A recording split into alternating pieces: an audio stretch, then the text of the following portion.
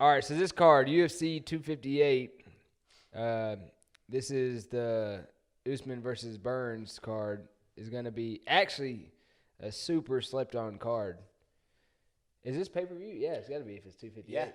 Yeah, I would assume so. Usman's he's got a drawing power now, and he's a champion.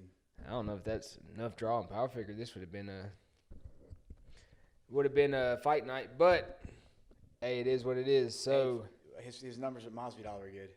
Maybe some of that rubbed off on him. We'll see. Yeah, that was UFC that. seems to think that happens. That was you saying that Masvidal was the number 2 pulling power in the UFC. He's up there, man. Let's look it up. No, I mean, he's up there. Look up the biggest pay-per-views ever. I bet his name's on that list. I bet it's not top 5. Let's see. Top 5 is probably all McGregor fights. Well, I'm not even talking the top. Who do you think the top 5 pullers are in the UFC right now? So before you said he was number 2 behind McGregor. Right now, if right somebody's now. having a pay-per-view right now, well, I would say before you said he was number 2, and then I started naming off people, and you're like, obviously McGregor's number 1, right? You know who Does we Khabib didn't put count? on that list? Khabib. Does he count? We didn't put He's him on the retired. list. No, he counts. All right. So it'd be McGregor, Khabib Khabib's last one didn't do so good. against Gaethje. Dustin. Against Gaethje. Yeah, didn't pull as what they expected. But, There's no way. But anyway, so Who McGregor else? for sure, number 1, no question. There's a reason Dana's trying to get that. Yeah, he wants Khabib back. Khabib's retired, but he'd definitely be on that list. And then we got Jones, of course, just because he's the best fighter, actually fighting. And then we've got, I think, Masvidal and Diaz probably on there. Bro, where's Adesanya at?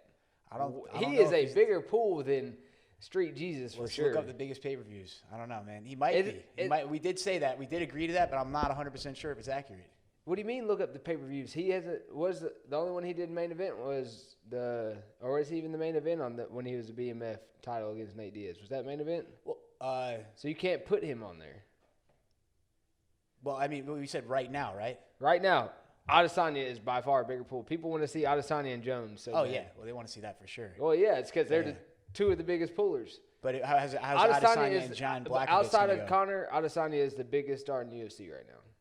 I wouldn't disagree with that, but how big is that pay-per-view going to be when he does against Jan? If he's the biggest star and he's moving up to heavyweight or light heavyweight from middleweight, if he's the biggest star in the UFC, then the biggest star is going to pull the most pay-per-view points as long as it's an interesting fight.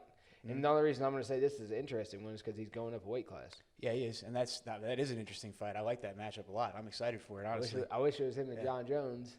Yeah, well, And I know John think John's isn't gonna scared of him, but why would he not want that one fight? maybe he's letting it build up. And It's been building up. They've been talking shit for years. Look, I think they fight right now. Jones runs through him, but we'll see. Oh, 100%. yeah, So, 100%. it would be smart for Jones to do it now, but I think Jones has bigger fish to fry. He's going up to heavyweight.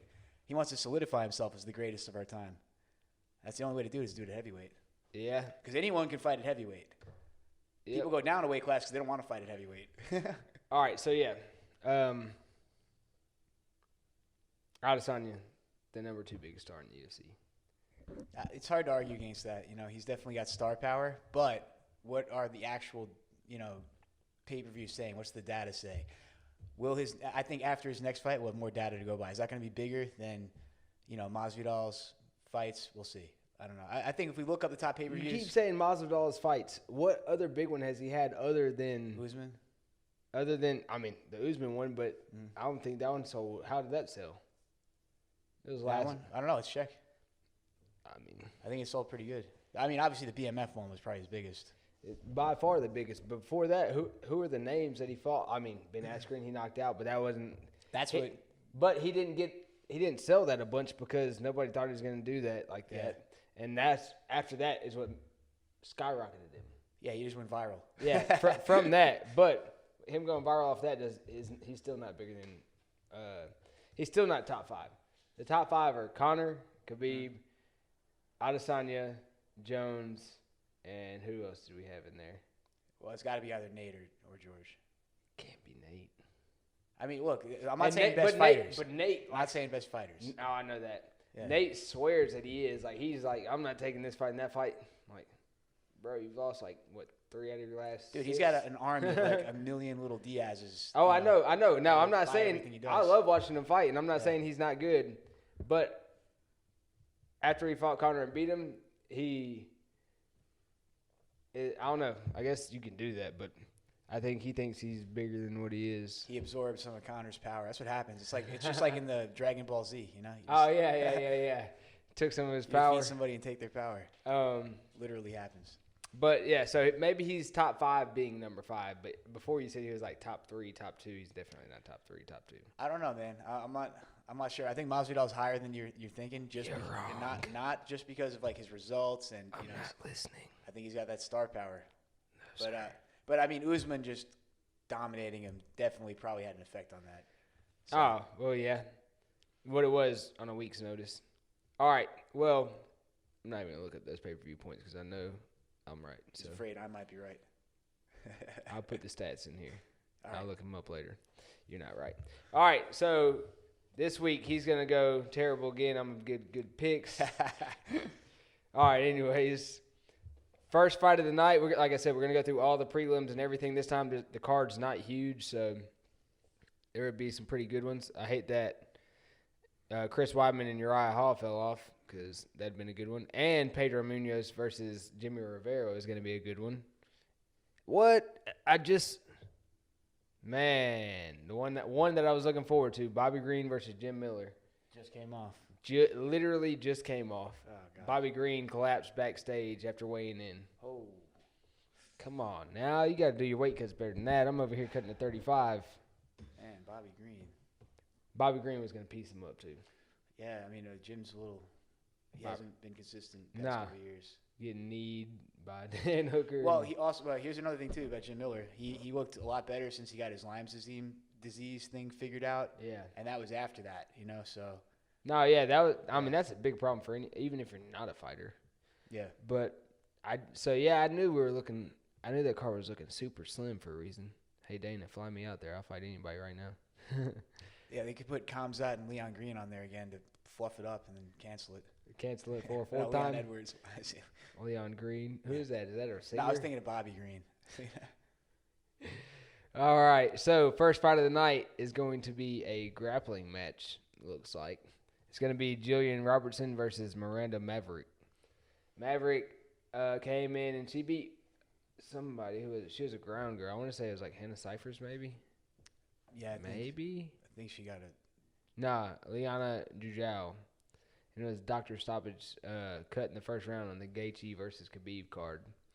That's her only fight in the UFC. Yeah, and she looked good in that fight, if I remember. No, she did. Yeah. She did. But, and I used to not believe in Jillian Roberts because when she got in the UFC, she was like 4-3 or 4-2 or something. Mm-hmm. And she's went on a streak since being in the UFC. I mean, she beat people I didn't think she was going to. She lost to, so let's see, how many fights has she had in the UFC? Yeah. She got in when she was 3-2. Yeah, I cornered against 2 of those. No, yeah, Mickey and Monica. Yeah, that's right. Those were both wins, though. Yeah, I know. For her. Oh, look, I really, I felt good about Monica fighting her too, and she was just way better than I thought she was on the ground. You know who we talked about this before, and you know who she fought before at another time? Cynthia Caval. Yeah, that's right. And we were talking about what card. I was on some card that we don't know. But, yeah, she beat Mickey, Monica. That was her after she lost to Hannah Goldie, who's in the UFC now. And I saw that fight. At Island Fights. Yeah. Then she beat 2 of our girls and then lost to Cynthia Caval, who's a beast, and then beat Hannah Cyphers. Lost to Barb Honchak. Hannah Cyphers, no pushover. No, she's not, but she's – if you have better ground game than her, you're going to beat her. But she's good. Don't get me wrong. Then she beat Emily Whitmire, Molly McCann, Meatball Molly. I think we were there for – yeah, that was in England. Yeah. That's when Jason fought. Yeah, she had a good performance that night. Yeah. Jason fought, what's his name? Amir Khani. All right.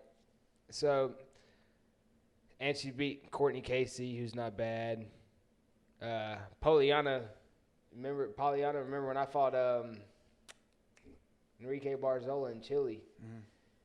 Poliana was back there hitting pads with the team that Jose Aldo's with, and, man, she was cracking them things, and she went out there and pieced up whoever she was fighting. Poliana's not bad, so for her beating her, I mean, I'm taking her anyways. I got Jillian Robertson, and I'm not picking every fight first. I know you want to follow me since I went perfect last week, so I'm gonna let you. It's gonna be every other one. You're gonna pick the next one first. Yeah. All right, that sounds good. But so anyway, I've seen a lot of both their fights actually, and on Maverick, she's actually got good coaches. One thing I was impressed when I was watching her local fights before she got to the UFC. Her coaches were giving her really good advice, and I could tell she's with a good team, even though I don't think it's a bigger team. I think it's a smaller team. Yeah. So I think she's going to be well prepared for this fight. She looked really good in her last fight, but I like Jillian, man. She's awesome. She's competed a lot in this area, so I've gotten to see her like her whole career basically. And I not only do I want her to win, but I think that she's going to have the edge in this just because of more experience at a higher level and a superior ground game. So I think that's going to be a big factor. And, she's been with she's with American Top Team with Dean Thompson. And I think, like, that was, like, the first place she ever trained. She's been there, like, her whole time. She just walked in there at Point St. Lucie and started training with Dean, and she's still with him, like, however many years later. Yeah. So there's something to be said for that relationship with the coach, too. Dean Thompson. Did she get her black belt? I want to say she did. I don't know if she did, but she's definitely at a higher level on the ground than most of the girls in the division, So whether she's a brown belt or a black belt, her jiu-jitsu is better than a lot of the black belts in there, except for, like, the real, like, Rebus and, you got, like, what's her name?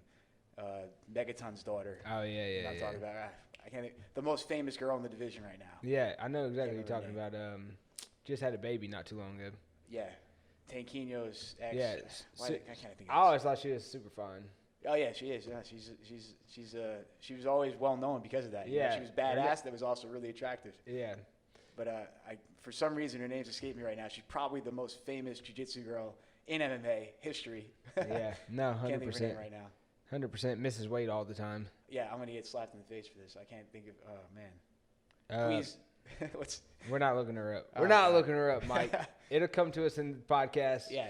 And we'll just stop in the middle of the podcast and say, 5 seconds later. how do we not remember that? I want to say her name starts with the M. Yeah. Starts with the M, for sure. How the hell are we both forgetting this? I know. But I know who you're talking about because I'm saying. No, we're exactly talking about the same person. She beat Gabby Garcia. Yeah, way smaller. Anyways, so say that we get all the picks right. Say you pick every pick I pick because I'm going to pick them right. Right. We tried that once. Then no. Say it comes down to me being 5-1, you're 5-1, or however many picks are on this card. How does she win? What round? Jillian, I think I'm gonna go with the decision on this one. Decision. Yeah. I'm going with second round rear naked choke. Smart call. So we're moving on to the next fight, but Mackenzie Dern. we figured out who it was. No, we didn't look it up. It's Mackenzie Dern. I knew it. Told you it started with the M. Dude, people are gonna think I was faking that. That's how obvious that is. He said Mackenzie Dern. All right, whatever, Mike. We're gonna move on to the next one. The next one is a fight at welterweight: Gabe Green versus Phil Rowe. Phil Rowe's had no fights in the UFC. He's won on the Contender Series against a guy that Gabe Green's fought on the Contender Series as well. I'm not on the Contender Series, but fought earlier on in his career. Gabe Green's had one fight in the UFC against my buddy D-Rod and lost a unanimous decision. It's your turn to pick first. I feel like this is one of the toughest fights on the card. There's 3 fights on here. 3 or 4 fights on here I'm not 100% sure on. Those are the ones I'm going to be picking, I guess, first. So I guess we'll figure that out when it comes to it. Yeah, so anyway, I got I like Phil Rowe. I mean, he's got, he's taller, he's longer. He looked good on the Contender Series. I think he's coming into this with a little bit of hype behind him, maybe. Now he hasn't fought in a year and a half, so he's had a year and a half to get better. Yeah, year and a half of improvement too. But I think Gabe Green's got more experience against high-level opponents. While I'd like to see Phil Rowe come into the UFC and pull it off, I'm going to pick Gabe Green on this one. Now, when you say he has more experience against high-level opponents, he's only had one fight. Yeah, in but the UFC. If you look at his record, his opponent's record, he's fought before that. He's fought on Combate and Bellator, and he actually fought the guy that Phil Rowe just beat on the Contender Series earlier in his career. Way earlier in the career, so you can't. I ain't gonna say way earlier, about five or six fights earlier, but and he was undefeated at that time. So when that dude that he fought, the Shabazian dude, was undefeated at that time. Not the same Shabazian, different Shabazian. No, Leon Shabazian. Yeah, well, they know that because the other Shabazian's undefeated still. Yeah, the other is he still? Yeah. I thought he lost. Did he lose? We got to look that up now. He was a hot prospect. I think he lost. I think he did. It was super just his last fight. It was like a main event, I think.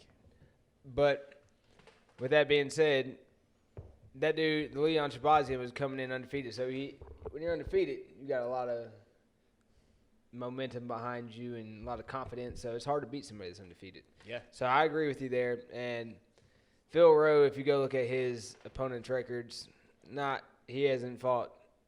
He's fought about like a Khabib before he got to the UFC. Khabib level fights. Yeah. Like, have you ever seen Khabib's fights before he got to the UFC? Terrible records. Some of those guys are tougher than their records say. Like, I know some of them. Well, he fought a dude. His first fight was 1-0. He lost that one.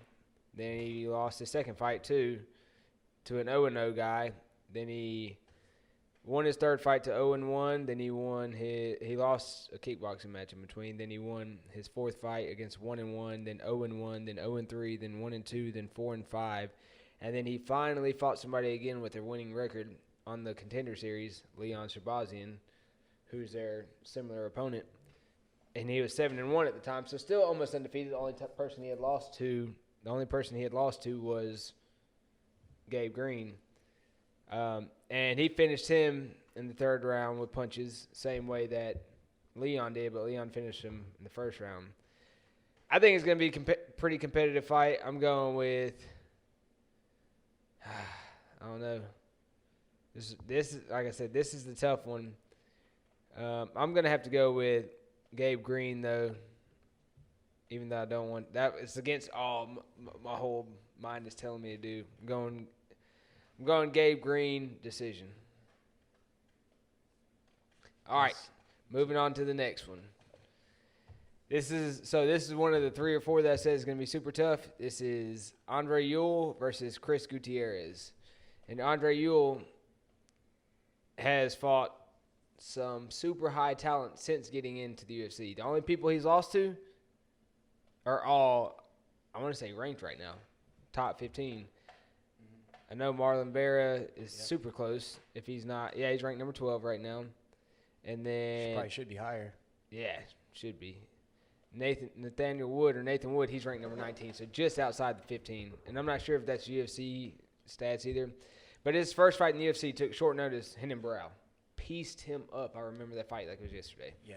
And look, to be fair, all right, he absolutely destroyed Renan Barão, but Renan Barão looked like complete trash in that fight. Well, that's because he made Renan Barão look like trash. I think USADA had something to do with it. Yeah, I think USADA helped him quite a bit. It was a little bit of USADA, a little bit of Andre Ewell. Yeah. So then the next fight, lost to Nathaniel Wood. Nathaniel Wood, good. I always wanted that fight when I was in there too. He hits hard, good boxing, good wrestling, and good cage work. So how he ended up getting them is Andre Ewell was winning the strikes, and it was going back and forth. It wasn't just winning dominantly. It was going back and forth, and Nathaniel Wood would win some strikes here and there. And then finally Nathaniel Wood took his back late in the third and got him with that rear naked choke. I remember that. It was a really good fight. Yeah. And then he fought Anderson Dos Santos. There's no pushover. Beat him by decision, unanimous.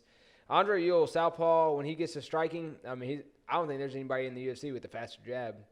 And that was a reach. What's his reach? Like 76 inches at 135? It's got to be. It's got to be because I remember when I think it's the longest. When I fought Randy Costa, I was trying to get that fight with him before, and they remember Sean Shelby told me like they were trying to get that fight to happen. It just never happened on their end. Yeah. And I was going through watching this fight, like, man, other than that jab, I don't feel like I got anything to worry about. But that jab is super fast, super quick, and long as hell. Really long. So, I was kind of disappointed when he didn't fight Stamen last week, which is weird. Why would you not fight Stamen last week and it got pushed to you fighting again this week? Was it on Stamen? Stamen was out. Stamen was supposed to fight somebody else. Remember, he got a replacement, and then his replacement couldn't fight last week. Who was his replacement? His replacement was Askar, and I don't remember why that fell out. Why did it get canceled? Askar not medically cleared. But Askar, remember we talked about him. We talked about this last week. He fought on Island Fights as well. Mm-hmm. He hadn't beat really anybody, but he had a good record. So and it was supposed to be Andre Ewell before that? It was supposed to be Andre Ewell before that. Andre Ewell, somehow they pushed it to where he's fighting somebody else this week. Probably a good management move. 100%. You don't want to fight. Probably the worst matchup for him in the division. He did not need to fight Cody Stamann. Cody Stamann was going to take him down and wreck his world. Yeah. But I feel like this is a much better fight. With that being said, Chris Gutierrez isn't any slouch. Oh, yeah, so the other person he lost to is Marlon Vera, who's been running through everybody. Love watching that guy fight. Yeah, really good striker. Just beat Sean, or not just beat, good on the ground too. Beat Sean O'Malley. Lost to Jose Aldo, which I called that. Jose Aldo is still a beast, regardless if you see him taking losses now, even though he went on the undefeated streak, or not undefeated, but stretch where he hadn't lost in so long. He's still a beast. After that, he beat Jonathan Martinez, who has really good striking. That dude just pressures forward. And then Erwin Rivera, who I don't really know much about. But Chris Gutierrez, super good. I want to say he used to fight for LFA back in the day, too. LFA. That's where I remember watching him. And he beat Jimmy Flick. Jimmy Flick's a 135er now. Used to fight 125, I think. Super good. He's beat a bunch of good people. Uses a bunch of good calf kicks and hard strikes. So this is going to be a good striking match. I don't know how tall he is. Oh, he's only 5'9", but he's probably going to have about 11-inch reach deficit. Yikes.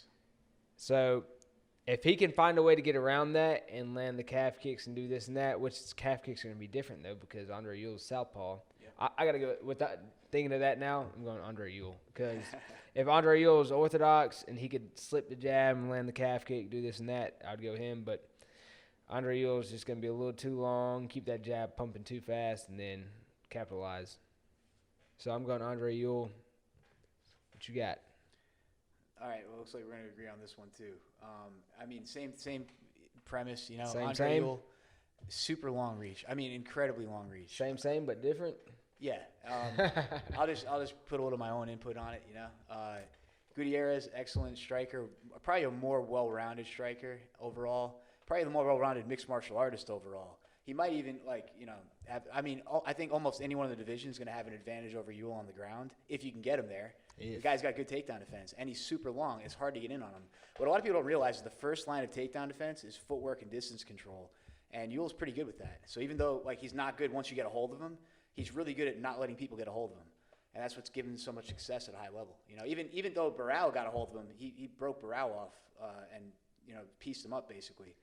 So again, with the calf kicks being disadvantaged by the southpaw orthodox dynamic, I think Ewell's got the advantage in this fight, and I think Ewell's probably going to take it.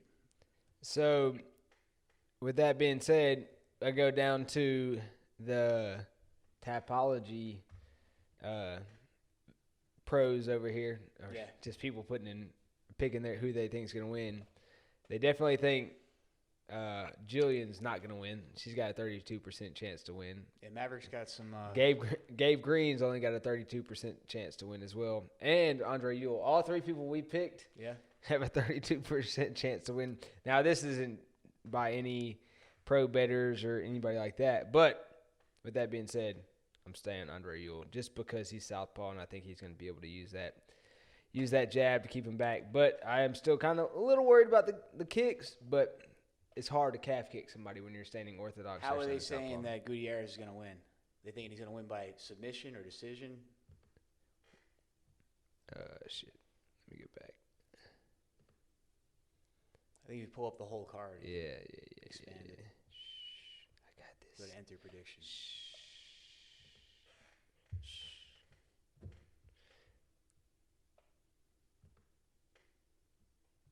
They are saying Gutierrez wins by 20% chance by knockout, 75% chance by decision, and 2% chance by submission. But you got to think, a lot of these people just looking on Tapology just look at records and like, oh, he's 25-2, and this other dude's 17-8. That doesn't matter. It's MMA math don't work out. All right, your turn. A lot of them also just look at what everyone else picked. Copy it. Yeah, true.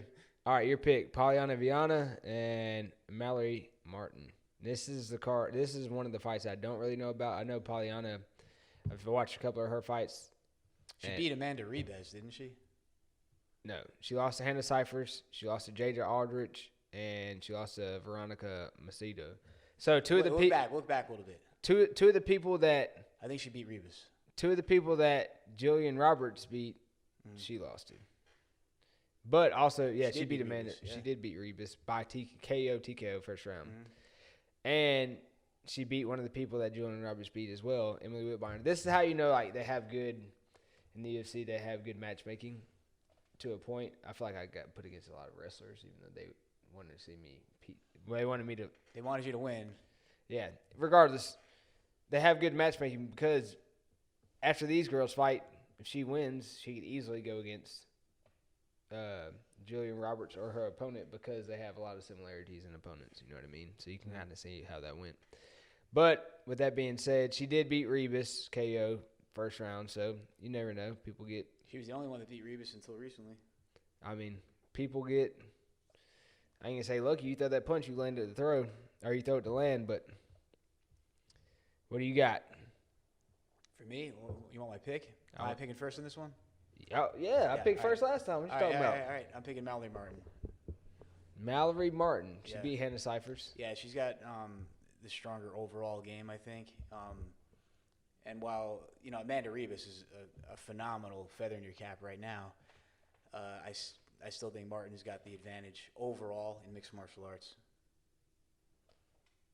Yeah. See, I think that if Polyana Viana can keep it up, she can beat her. The reason why she lost to Hannah Cyphers wasn't on the feet.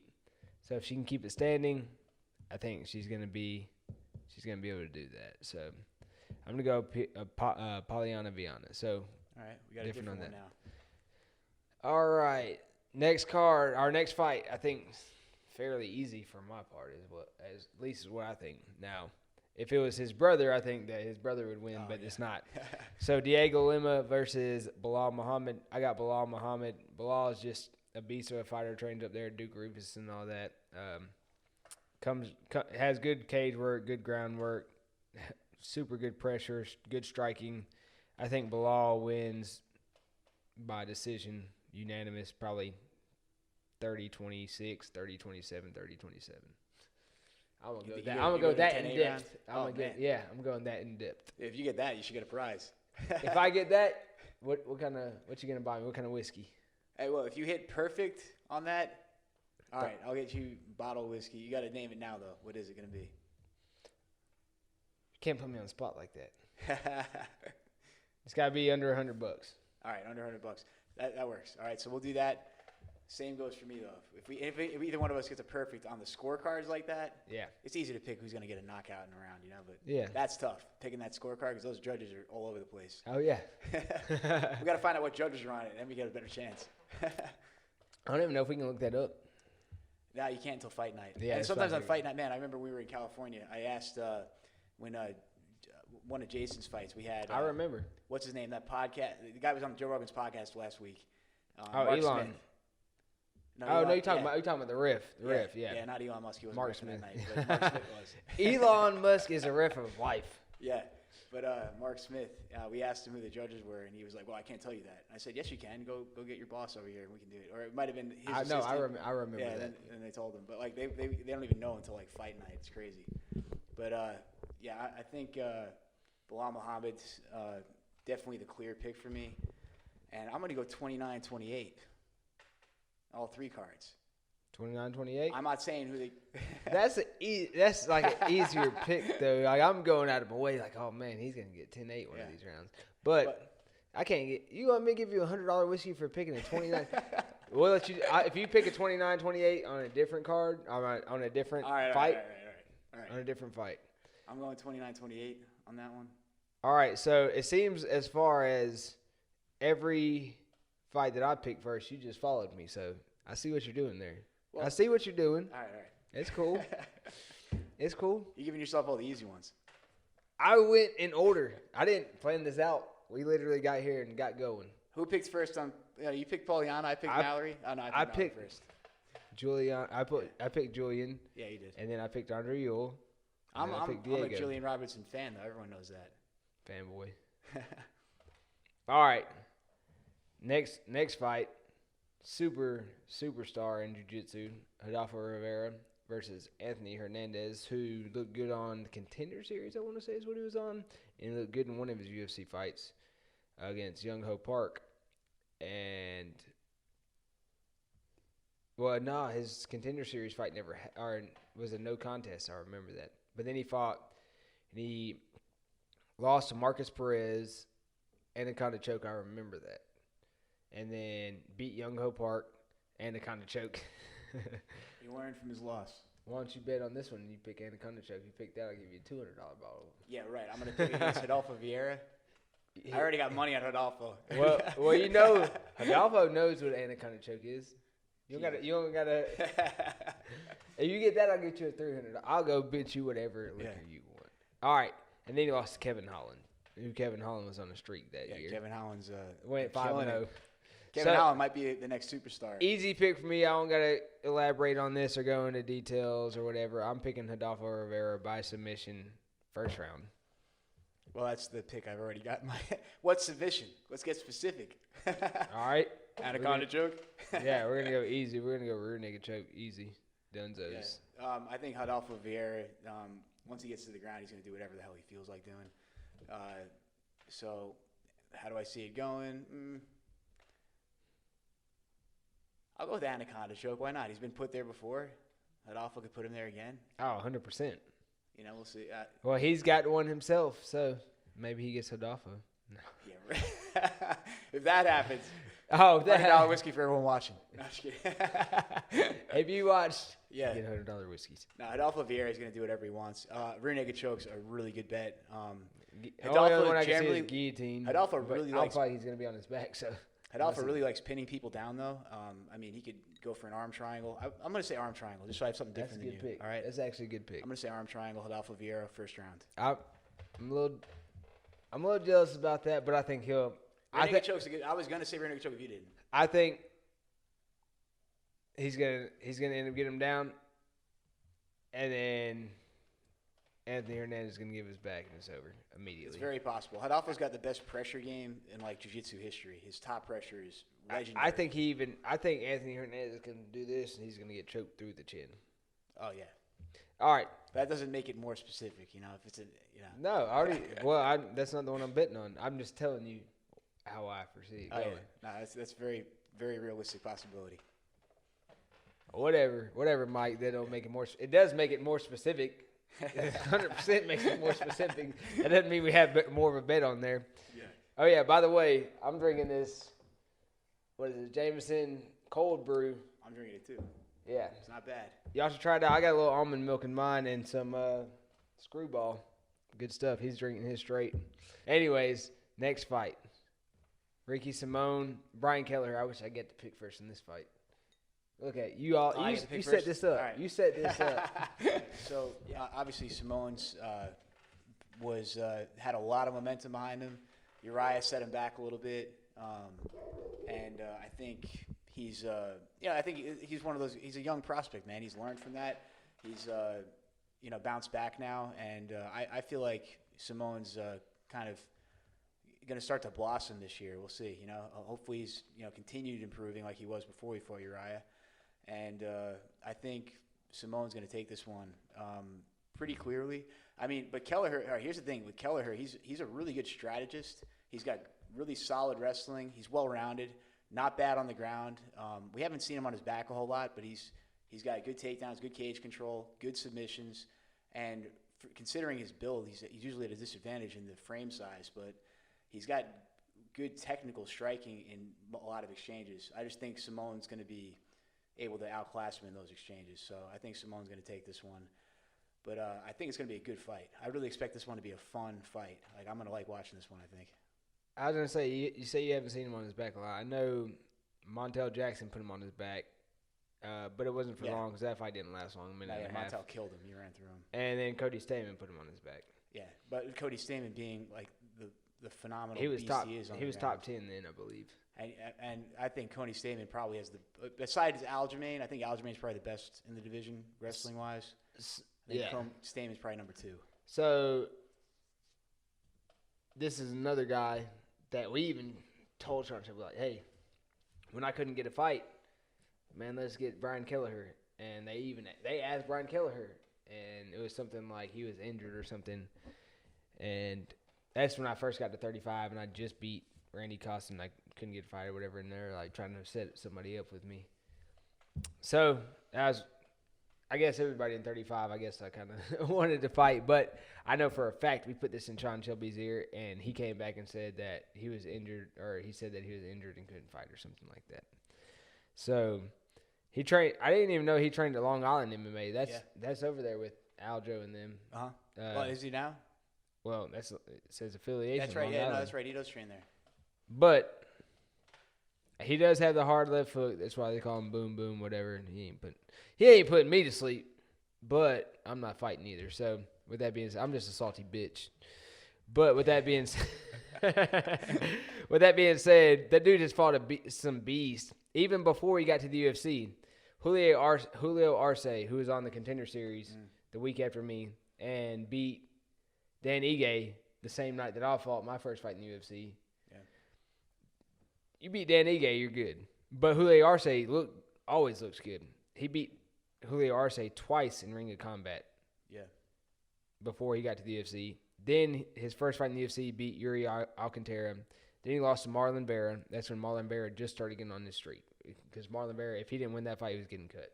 Yeah, and Marlon Vera was sick on the ground, so he fell into he just kind of fell into an armbar, and Marlon Vera hit an armbar where most people probably wouldn't. Yeah. Well, at that point too, Marlon Vera, he knew if he didn't win that fight, he was getting cut because he had lost 2 or 3 in a row. And then, which is crazy, because then he went on this long run. Then he's the Tony Ferguson at 135. Oh man, I want to say even DC acknowledged it in his last fight before they was like he was almost cut and all this. Renan Barão beat Renan Barão. And now let's talk about that fight because Renan Barão doesn't always look good.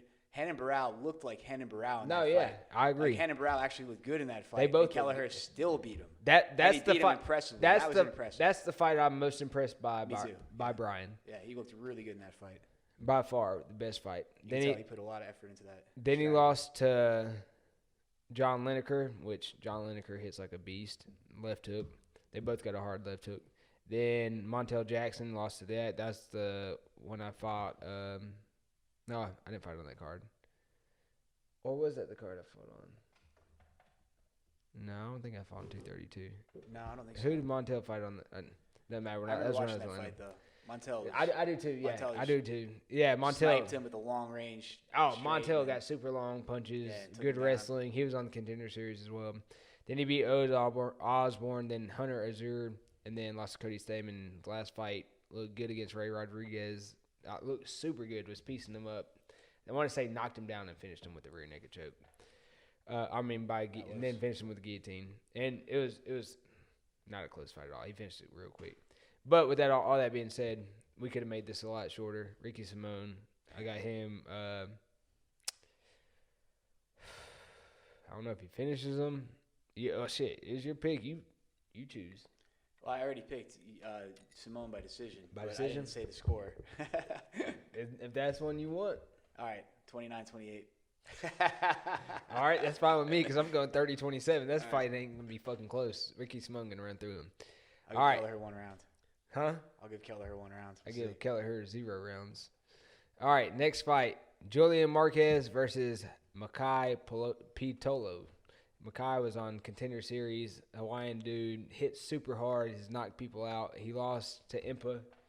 Impa's the one that got knocked out by that spinning back kick where he caught the dude's leg and the dude spun. Yeah. Impa was the one that got knocked out by that. and then he lost to the dentist Darren Stewart. But he beat Charles Bird from Charles Bird fights with Steven Peterson at a Fortis, and he lost to Kalan Potter. But all that on the Contender Series, he knocked old dude out. Or no, it was just he knocked old dude out. Left hook to the body. It was that tall black dude, and he was just hitting him. I feel like the dude quit, but the dude hits hard regardless. I feel like the other dude quit. I feel like Julian Marquez, it's been a long time since he's fought. He's fought twice since Contender Series. Yeah, twice. Damn, that's it? Bro, that's 4 years. 4 years, 3.5 years. Dude, I feel like I've seen him fight But more than that.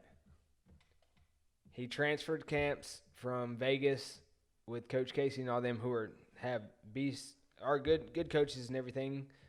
But he moved to a really good team too with James Krause. Oh yeah, and James Krause doesn't coach many people that don't do good. So yeah, I mean, he's a great coach. He's a good strategist. So I'm gonna have to go Julian Marquez by submission. I'm not gonna go specific on the submission, but I'm going Julian Marquez by submission in the 3rd round. All right. Well, I'm going with Julian Marquez, but I'm going to go by knockout. Julian's a super heavy-handed dude, so I love watching the guy fight. He's got a great – I mean, I think he has potential to be a superstar. He's got a great, unique personality. He's like this big teddy bear, and he's just a monster once he gets out in the cage. And, I know you guys have a lot of history. You guys got the UFC together. We got the same birthday. Yeah. How crazy – so look at this. On the Contender Series that we fought on, we fought the same night. I was the second fight. He was the main event. We both got contracts. We have the same birthday. We both have good beards. I had a good beard before I started shaving my. He might have the best beard in the UFC. Oh, he had that with Tyron Woodley at one point. That's right. But every time I go to Vegas and I go out there and train, hey man, hit me up, come out here, and we always hang out and go train. Good times, dude. Super good dude. Now, don't take us word for word on like if they win by submission, or we're just trying to guess exactly how they'll win. We're picking the picks. If you want to try to put it in a bet or parlay or whatever, if you say fuck these guys, I don't know what the fuck they're talking about. Don't worry about it. But we're telling you how we think the fight's gonna go. But if I'm putting in picks, I'm not gonna say go put in a pick that this guy finished in 2nd round or 3rd round with submission. Don't do that. I'm just putting out what I think might happen, but don't just take the picks as they were. I think Julian Marquez wins. Yeah, Julian Marquez knockout. take the knockout. Yeah. Take it by knockout. Yeah. Is that what you're saying? No, I think he's gonna get a knockout. But well, just say, all right. So just Julian Marquez in. So leave that knockout money for me. At the very end, I do want to give you a parlay since I was perfect on my picks last week. And yeah, you were. But I might do your parlay even if it's against my picks. Hey, no, I'm always gonna do like a parlay that I feel like safe, like a three or 4 round. I've actually parlay. already got a parlay on this fight, a little small one. Oh, I already know who. It's got to include Hidalgo. Of course, it includes it. Every parlay you do should include Hidalgo. He's the only I mean, look, anything could happen. It's MMA, but I mean, he's the biggest favorite on the card for a reason. All right, next fight is a tough one. I don't consider this one of my 3 or 4 out of that. I said they're tough, but it's still a tough one. Your pick, Kelvin Gastelum, Ian Heinisch. Oh man, I thought we were on the Grasso one. All right, so so this is probably. I mean, this could be. So I think this one and the Kelleher's one right before this. Damn, so that's 2 really good fights in a row. That's what is that? No, it's not right before this. What was the last Julian one? Marquez. Oh yeah, Marquez. Yeah, that's right. You all right, yeah. Pour you another drink. I'm good, man. I don't need any more.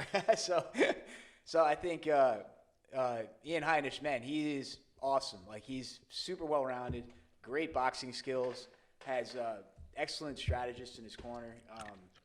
And I think it's going to be a phenomenal fight. But of course, Gastelum. I mean, he's just been on a tear since he went up in weight. And I mean, I think he's on a little bit of a slump now as he lost a couple in a row, but against like literally the best guys ever, like in the division, and a lot of them were close. I mean, his fight with Adesanya was so close; it was ridiculous.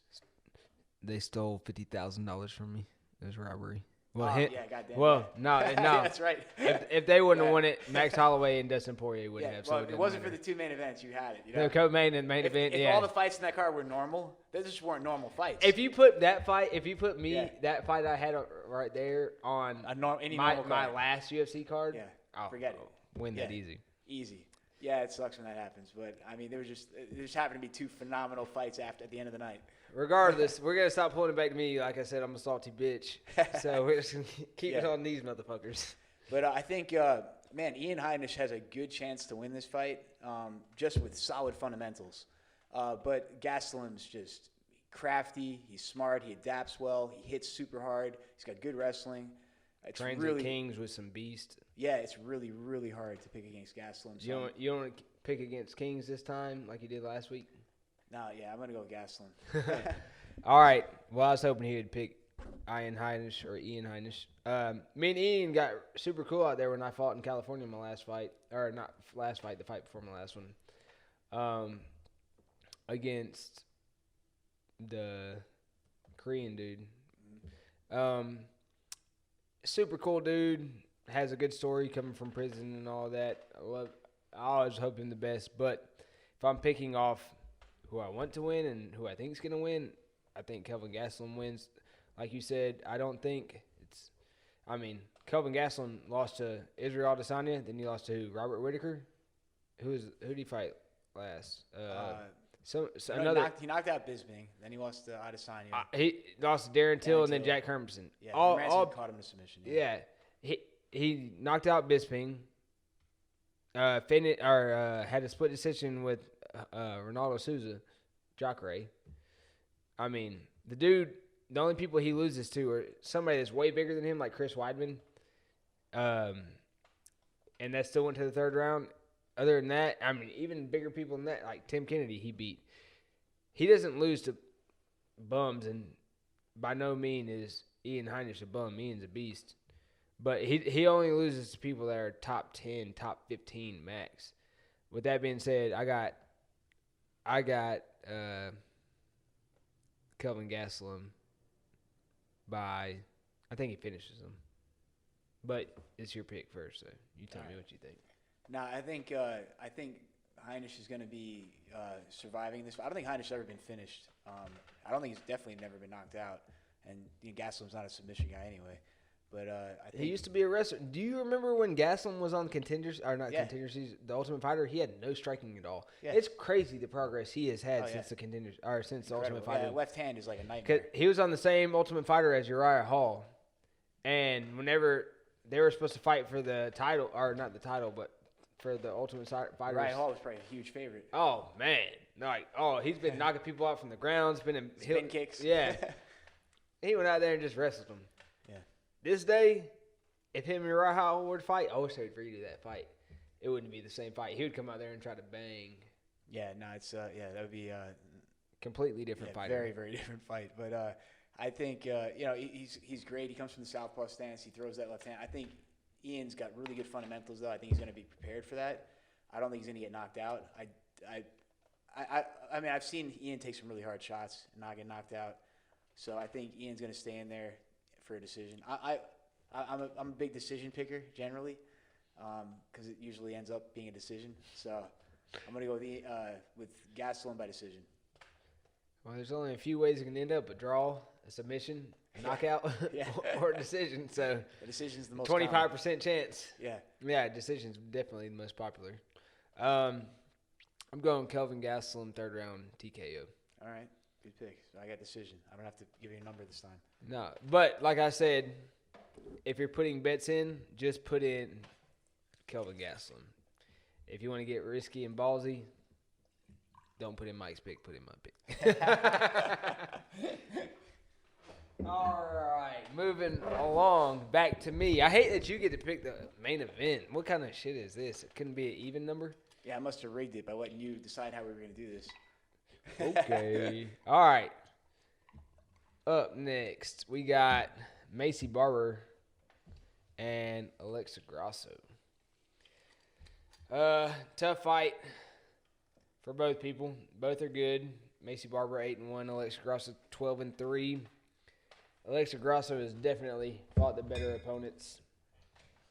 I'm not going to go into much depth on this. We're running a little short on time. This is only supposed to be a 15 to 20 minute podcast. It's on 47 minutes right now. This is slow ass hits. This is slow hands. Gotta play that song. This isn't quick hits and picks with Mike. This is slow jams. Slow hands. I'm going Alexa Grasso by decision. After I saw Macy Barber get beat by Roxanne Modafferi, I can no longer pick with her. Yeah, well, I mean, Macy's a hot prospect. She's been really impressive. Before she fought Roxanne, she was really impressive. Roxanne. That's right. So she's been on an impressive run. She's the big thing is when you get into the a lot of the women's divisions, it hasn't been around as long. Women's MMA, it's not there's not as many women trying to get into MMA. So the talent pool wasn't as thick for a long time, and it's starting to get a lot thicker now. And because of that, you didn't have a whole lot of finishers coming into the women's division. So when Macy came along, she's just finishing everybody. Man, she took on steam quick. But it kind of worked against her. It propelled her a little too fast. Well, she had to go up against a really experienced You say quick. veteran. I want to say she's only had 3 fights in the UFC. Yes. Yeah, and they were trying to people were calling for her to get the title and stuff, but 4 fights in the UFC, yeah. 3 wins. And then she got Roxanne, who's fought for the title, and has a ton of experience. There was one fight that she won that I didn't think she would win. That was against Jillian Robertson. Yeah. And remember how I was talking about how they do the matchmaking and this, they had them fight similar opponents. Mm. She's beat Hannah Cyphers, J.J. Aldrich, who we talked about earlier. They're matching them up. They both fought these girls. Yep. Now all 3 of these girls have fought these 3 girls. Yeah. And she's beat Jillian Robertson as well. So, I mean, she's no slouch. And Jillian Robertson, if she gets you on the ground, I think she finished them all too, right? Anybody. And that's the thing you don't see often. You don't see all these. How many fights has she had go to a decision besides Modafferi? In the UFC or ever? Right now, I'm not seeing any. No, 1 decision. Yeah, she only Roxanne, right? So that was the reason she took on such speed and had so much momentum coming in. Only Roxanne. Yeah. No. So she had, with Roxanne included, I thought you were talking about her wins. Okay. With Roxanne included, she's had 2 decision wins. Or 2 decisions. She had her second fight. Her second fight? Mallory Martin. Okay. So, so I think Alexis, again, it's kind of like the same thing as her last fight. It's been a while, too, and I'm sure Macy's improved. I haven't been following her camps and following her on social media or anything like that, so I haven't seen what she's been doing. But she definitely needs to make some changes at this next level of fighting. So if she's making those improvements, I'd love to see them. But since I haven't seen them, I'm going to have to pick Alexa Grasso. And she's coming off injury. Really? From that Roxanne Modafferi fight. Remember, she messed up her ACL. Oh, is that? Oh, that's right. Yeah, shoot, I forgot about that. That's why she couldn't get up. Yeah. Yeah, that's right. I forgot about that. Yeah, I hope that was a big factor in that fight too. Yeah. Huge factor. Man, I wonder. Yeah, I hope she's better now. But I'm still going to go with Alexa Grasso. I'm not going to change my pick over that, but I did forget about that. Why would you change it the opposite way when she's the one coming off injury? Well, because I forgot she got injured during that fight. That was a big factor in why Roxanne was able to dominate. 100%. Yeah. So I get what you're saying now. I thought you were saying I just remember Roxanne just dominating the fight. But easily. that's because she girl broke her knee in the fight. Yeah, that's right. Right. All right. Well, no, we got to see her ground game. That shows her toughness, though. Yeah, it does. She's not gonna quit. Yeah, for sure. So we know that's not gonna happen. All right. Quick hits and picks. We got 9 minutes, 8.5 minutes. Kamaru Usman, Gilbert Burns, and we still got to put parlays in. So let's speed this one up. This would be a good one. I picked this one. Main event. Yes. All right. Well, unfortunately, I don't think we're going together on this one. All right. So. You got the old head. Yeah. So here's the thing. What happened to the old heads last week? Look, I tend to, when it comes to just picks, I like to. It comes to quick hits, quick picks. I'm not afraid to favor my jiu-jitsu people. All right, so of course I'm actually gonna go with Gilbert Burns on this one. All right, so they train together. Of course, we've all heard. Would you consider me a jiu-jitsu guy? You're you have good jiu-jitsu, but you're a striker. So in MMA, do you consider me a jiu-jitsu guy? You're a striker. Is my jiu-jitsu good? Your jiu-jitsu is phenomenal. Can't always go with the jiu-jitsu guys. I agree with you 100%. But But that's not the only reason I'm going with him. All right, so obviously there's a lot of stories circling. These guys used to train together for a long time. This is true. A lot of people trained with them and saw how their training sessions went. A lot of stories are coming out that Burns should be able to handle this pretty easily. You believe them stories, though? I don't believe it's them got to all. be I salty say, yeah. bitches, I just don't- like yeah. me. Salty bitches. A lot of salty bitches out there for sure. All right. I don't necessarily believe them all. I want to believe them. All right. I like Usman too, man. I really do. And what is Nigeria undefeated in the UFC for the last 5 years? So I mean, it's hard to pick against Usman. But Gilbert Burns is a multiple-time jiu-jitsu world champion, one of the best jiu-jitsu guys in MMA, period. And his MMA game has developed. He's a full-on fighter now. His striking is really good. His wrestling has gotten really good. I mean, Gilbert Burns has it all now. On top of that, he had world-class jiu-jitsu before he even started training for MMA. So if he was able to train with this guy and understand his ground game, you're talking about a master-level grappler that knows your ground game inside and out. If this goes to the ground, Gilbert Burns is going to be able to control it. Now, Usman's changed camps. He's with one of the best coaches on the planet right now with Whitman, and I'm sure that he's going to have a phenomenal strategy. Whitman's one of the greatest strategists in the game right now. But, 100%. But one of the major weaknesses, And he's probably training elevation with them. Yeah. So that didn't hurt. Yeah, he's probably got a lot of really good people to train with. But one of the major weaknesses we've seen from that camp is they have strategy is brilliant, the striking is brilliant, the wrestling is brilliant, but sometimes the submissions aren't always as brilliant. You know, we've seen Rose make mistakes in submission exchanges when she was going for the Kimura trap on Andrade from a bad position, and they're getting slammed and knocked out. Justin Gaethje. You can't put that on the coaches, though. I'm not necessarily putting it on the coaches. People just react. When you see something there, you react and you go for stuff. No, I'm not necessarily putting it on going. the coaches, but like when Gaethje fought Khabib, when he was on his back, he didn't seem as prepared as he was for the rest of the fight. You know, we never see Gaethje on his back. He spends a ton of time preparing not to ever be on his back. Yeah, I feel like he fought that fight like Dan Hooker fought his last fight. And I don't feel like when you're running, you have zero chance to win. Yeah. I'm not saying they were both running, but they weren't attacking. So you're not it's running to me if you're not attacking. So both of them lost. Mm-hmm. I don't feel like this is going to be like that. And it's very possible. I'm not saying it will be. I'm just saying based on what I've seen, I think that if there's any blind spot in that strategy at all, it's been in the jiu-jitsu area, which is where obviously Durinho shines, and he's a master, literally a master. So I really, I'm going out on a limb on this one. I'm definitely going against the grain. There's a reason he's an underdog. But is he the underdog? I'm going to pick Durinho. I'm sure he's a big underdog. He's got to be. I got odds, really good odds on him. I don't doubt it. Yeah. I don't doubt that. Yeah. Let's see. Yeah, plus 210. It's not huge. It's moderate. It's getting a little smaller, I think. All the stories coming out that you believe in. Yeah, all right. I'm not saying believe stories. How's he winning? What's the story? This is the main event. You got to call it. All right, I picked Durinho. I picked submission second round. Submission second round? What submission? Oh, man. Rear naked choke. Not a fucking chance. All right. That being said, I'm going complete opposite of Mikey No Picks triangles over here. I'm going Kamaru Usman. Kamaru. Nah, Kamaru. Old Marty. Marty Usman. Regardless of what the stories are saying and what these people are picking, man, Kamaru has beat his first fight in the UFC. He beat Leon Edwards. Super impressive. Huh? Super impressive. Super impressive. It wasn't a split decision. It was a unanimous decision. No, yeah, he was incredible. That dude fights a weight up from him now. All right? And he's a killer. No, it's still the same weight class. That's right. He should be fighting for the title. It's been so long since he's fought, I can't remember. Well, they keep putting his fights off. He keeps trying to fight. No, they don't keep putting him off. He keeps putting them off, too. Don't get it wrong. If you want to fight, they'll get you that fight. But I remember when he fought Emil Meek, when Emil Meek came into the UFC, everybody was like, man, I want to fight that dude. Dude looked like a Viking, super swole, beat everybody, and he doesn't make it look close.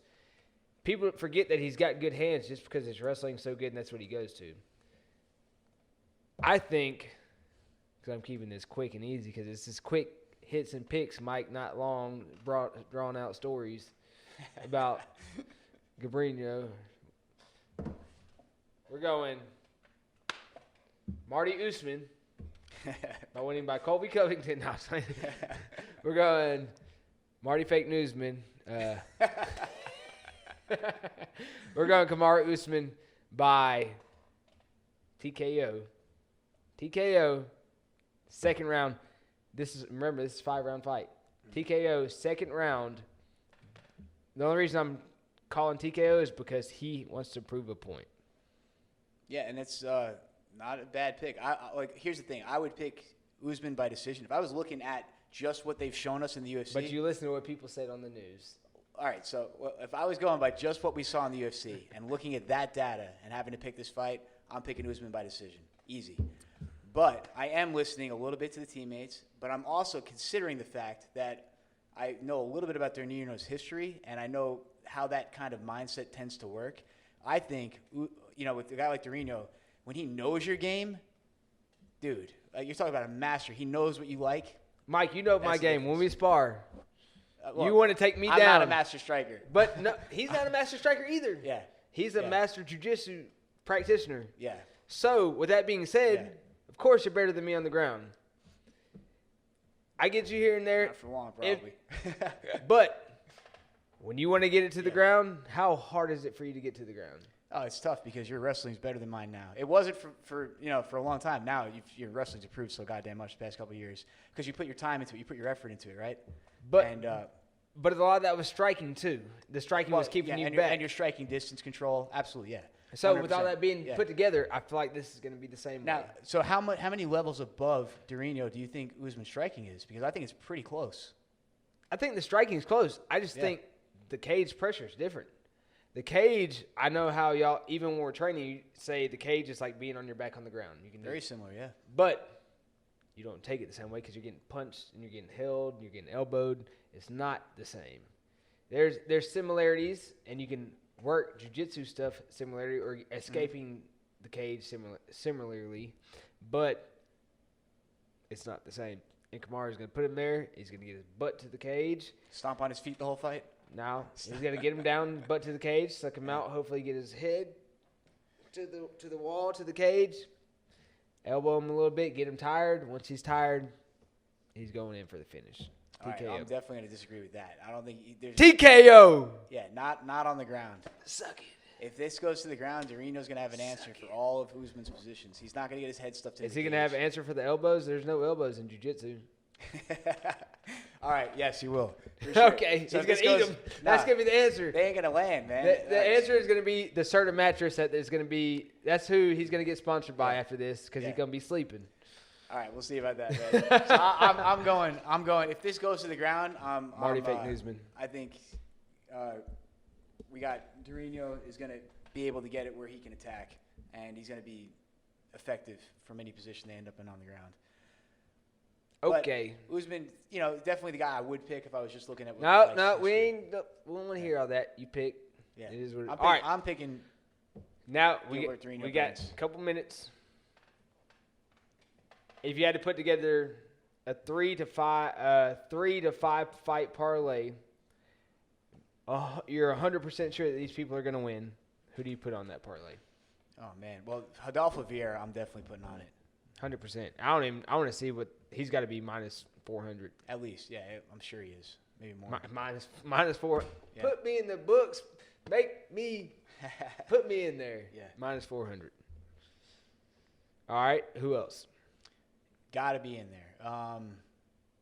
So we got Rodolfo for sure.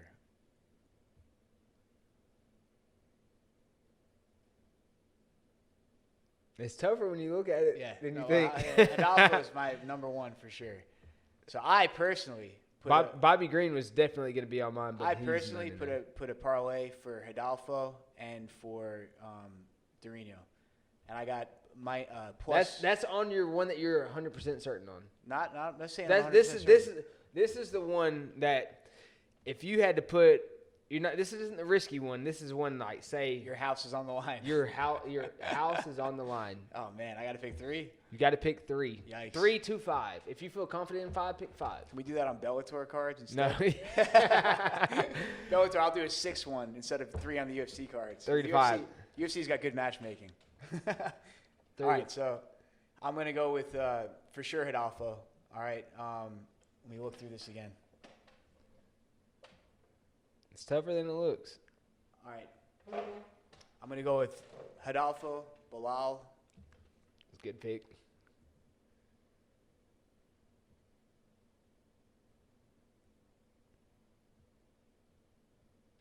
And Ricky. Ricky Simone. Yeah. Another good pick. Yeah, this is a tougher one than you think. Very tough. When you start thinking about, man, what if my house was on the line and we ain't gonna have my family? Ain't gonna Sean have a place to Shelby's live? too damn good at his job for that. Well, Sean Shelby don't pick all of these, but yeah, And Mick. Mick Maynard. Credit to Mick Maynard. All right, so I'm going, of course, Adolfo Rivera. It's gonna be my first one. House on the line. Got to go Marty Fake Newsman. So Kamaru Usman, number 2. Number 3, house on the line. Got to go Ricky Simone. So that'd be my 3-pick parlay. If you wanted me to do 5, I'm putting in Julian Robertson, and I'm putting in Kelvin Gastelum. That'd be my 5. If I was doing a 5, but my for sure 3 are going to be Kamaru Usman, Ricky Simone, and Adolfo Rivera. I lied. Bilal Muhammad. It's going to be Bilal Muhammad, Adolfo Rivera, and I guess Ricky Simone. Is that what you picked too? Those are the ones I picked. Those are Yeah. 3. If I had to pick 5, I'm going to take Julian off there for now, and it would be Bilal, Adolfo, Ricky, Kamaru Usman, and Kelvin Gastelum. That'd be my 5. Now, your last one, you have to pick. We've already picked the card, so we know you're going to be. I got Kamaru. I got Alexa Grasso. This is going to be my 11-pick parlay. Put $20 on 11-pick parlay. All right. Probably end up winning $5,000. Yeah, it's a lot of money. I'm picking Kamaru Usman, Alexa Grasso, Kelvin Gastelum, Julian Marquez, Ricky Simone, Adolfo Rivera, Bilal Muhammad, Poliana Viana, Andre Ewell. I'm going with the 10-pick parlay. And Julian Robertson. I'm going to leave Gabe Green and Phil Rowe off. Really? Yeah. That's the one you're the most worried about? That the fights? That one I can't pick because he hasn't fought in so long. And Yeah. That's true. No, you pick if you can do. I mean, that'd be. If, I'm gonna I'm go. doing Well, 10-pick parlay with them. Gabe there's Green other- and Phil there's other Rowe. I'm ones that leaving make me off. more. I mean, look. Here's the thing: it's MMA, man. There's so many ways to win in MMA. It's so hard to pick, but I'm not as worried about that. There's one more as I am ways to some lose others. than there is to win. That's the truth. Motherfuckers just quitting. Yeah, that's right. Crazy stuff happens, man. But if I'm gonna pick my whole card here, Julian Robertson. Yep. Gabe Green, and then Andre Ewell. Tough one. Yeah, it is a tough one. And then I'm going Martin on that one. So that's one we have different. Yep. And then I'm going with Bilal. That's one we have the same. And then of course Adolfo, no question on that one. Simone, Marquez, Gastelum, and then Grasso. And I'm going with Burns. That's my big different pick here. We have two different against the ones. grain. So if I had to pick 11, then I'm going Gabe Green. But so yeah, that's my 11, 10, 11. 10 is what I'd really put in. 11 if I had to pick all. So we have two differences on there. Every pick I pick first, you pick. So it's understandable. Yeah. Every pick I pick when I picked first, you chose them too. So I understand that. It's No, cool, I think we did some different. No. I picked Robertson, Ewell, Adolfo, Marquez, and Alexa Grasso. Oh, really? All right. Well, I guess so. Everyone. I guess you could say I'm following you then. All right. Well, I gave my reasons though. I showed my work on the math here. that is slow hits and picks, I guess today. But hands. quick hits and picks with Mike and Brandon. I hate that it took so long. It's going to be a bitch to edit, but I'll have it out by tomorrow. Hey, how about Logan Paul, Ben Askren? We can pick that. I picked. Oh, wait, no, it's Jake No, Paul. I was going to say I picked Ben Askren because Logan Paul's not fighting him. That's what I was about to Jake say. Paul. And you would have had to pay me. All right, I got Jake Paul by knockout. You picking Jake Paul by 100%. knockout? All right, man. I'm gonna pick Ben Askren. What are we? $100 bucks. $200. $200 bucks. $200 bucks. All right, man. Good deal. So, $200 Ben Askren here. He's picking. If the it was YouTube guy MMA, over the professional fighter. If it. Well, if it's MMA, obviously Ben Askren. Did you watch the video Yeah. of Ben Askren seeing the punching bag with Jake Paul's face on it? Yeah. He punched like some people. Oh, he punches terrible. He punched like people that came into my first day. Yeah, of he punches. kickboxing He's class. a terrible puncher. It's boxing. Yeah. That's all that matters is punching. Not necessarily. Toughness, Toughness, yeah, that's a factor. Footwork's a factor. bro. Controlling your opponent's a factor. First round knockout. Not impossible. I don't see it happening though. I think Askren's gonna tie him up and like tire him out the first few rounds and make it really ugly, and then probably finish him somewhere in the late rounds. Finish him. It's gonna be really ugly just watching his punches. That's the only thing that's gonna be. I don't ugly. think he's doing throw any punches. I think he's just gonna give away the first few rounds and just try to lay in his arms and get him tired. And then what? Throw them ugly ass punches. After he gets him tired, yeah. If he's throwing punches like that when he's not It's gonna be tired, like when Homer Simpson went bro. into boxing. If he's throwing punches like that when he's not punching, or when he's not tired, he's got zero chance. Go watch the episode where Homer Simpson He's becomes a boxer, boxer. and he takes all the body shots, and just And pushes everyone over when they get tired. That's gonna be this fight. but he can't take those. Jake Paul hits fucking hard. He does. I was actually impressed by both the Paul brothers when they did their fights. Even though everyone was talking shit, I'm like, man, these Logan guys Paul actually. and Mayweather. Who you got? Oh God, get the fuck out. But man, I was saying these guys actually have some potential. They could fight, you know. But like you're talking about Ben Askren, he's been hit hard with 4-ounce gloves before, and he knows how to get people tired. He knows he puts us to sleep just watching him fight. Hey, Imagine what he does when you're in the cage with him. Get that. I started to get that sponsorship ready for Ben Askren as well. There's gonna be 2 people that need sponsorships on this card. Askren's probably got the put the most people to sleep in UFC history. All right, if you count all the fans he put to sleep while they were watching him fight in Bellator, Oh, yeah. no contest. All right. Well, he about to go to sleep on this one. All right, quick hits and picks. Drug out long and slowly. Mike and Brandon. Hope you put the parlays in. If it works out, send me some money too. Give me 10%. If you take his picks, give me his 10% too. All right, we're out.